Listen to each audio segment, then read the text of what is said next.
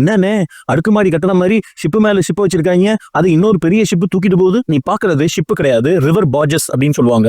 அதாவது மிக நீளமான பிளாட் பாட்டம் போட்டு, இது ரிவர்ஸ்ல கார்கோவை டிரான்ஸ்போர்ட் பண்றதுக்கு ரொம்ப யூஸ்ஃபுல்லா இருக்கும். ஸோ 2012 ஜனவரியில ஒரு மிஷன் கிரியேட் பண்றாங்க. யாங்சே ரிவர் நான்டாங் சைனா அப்படிங்கிற இடத்துல இருந்து 18 ரிவர் பார்ஜஸை ராட்டர்டாம் நெதர்லாண்ட்ஸுக்கு கொண்டு போய் சேர்க்கணும். அதுவும் ஆழ்கடல், இந்தியன் ஓஷன் தாண்டி அட்லாண்டிக் ஓஷன் வழியா 20,000 கிலோமீட்டர் டிராவல் பண்ணி இந்த கார்கோவை கொண்டு போய் சேர்க்கணும். இதுக்கு அவங்க பயன்படுத்தின மிகப்பெரிய ஷிப்பு தான் ப்ளூ மார்லின். இதை ஹெவி லிஃப்ட் ஷிப் அப்படின்னு சொல்லுவாங்க, இல்ல செமி சப்மர்சிபிள் ஷிப்னு சொல்லுவாங்க. சப்மர்சிபிளா?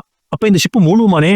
பெலாஸ்ட் டேங்க்ஸை யூஸ் பண்ணி இந்த ப்ளூ மார்லின் ஷிப் என்டையரா 43 அடி ஆழத்துக்கு உள்ள இறக்குவாங்க.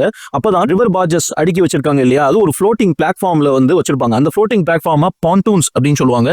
ஸோ இந்த பாண்டூன்ஸ் அப்படியே கொண்டு ஈஸியா இதுல ஃபிக்ஸ் பண்ண முடியும். அண்ட் 3 பாண்டூன்ஸை ஃபிக்ஸ் பண்ணுவாங்க. அது மேல 18 ரிவர் பார்ஜஸ் ஃபிக்ஸ் ஆயிருக்கும். இதுக்கப்புறம் இந்த ஷிப்பை ஈஸியா லிஃப்ட் பண்ணிடுவாங்க. இப்பதான் ஒரு கிரிட்டிக்கலான, ஒரு டேஞ்சரஸான ஜாப் அப்படின்னு கூட சொல்லலாம் ஒர்க்கர்ஸ்க்கு.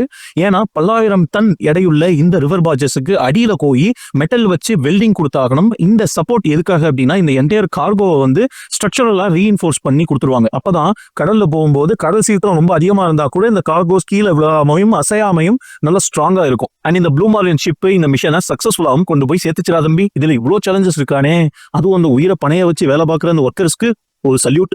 இதை பத்தி நீங்க என்ன நினைக்கிறீங்கன்னு கமெண்ட்ல சொல்லுங்க. அப்படியே நம்ம சேனல் சப்ஸ்கிரைப் பண்ணனே.